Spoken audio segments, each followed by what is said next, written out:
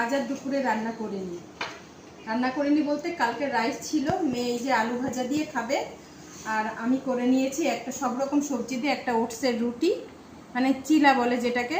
আর এই যে মটর দানা, ছোলা, কাবলি ছোলা, শসা, পেঁয়াজ কুচি, লঙ্কা কুচি, বিট নুন, আর এই যে টক দই নিয়ে নেব।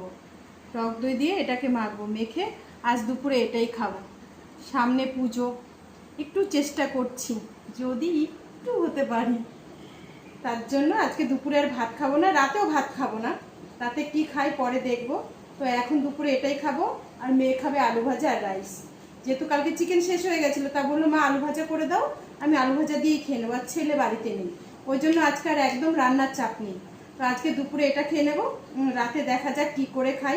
মেয়ের আমার খাবার তো একদম চাপ নিতে হয় না আমাদের। ছেলে থাকলে নানান রকম রান্নাবান্না বেশি করতে হয় আমার। তো আজ দুপুরে এটাই খাচ্ছি। আপনারা কে কী খেয়েছেন অবশ্যই কিন্তু জানাবেন।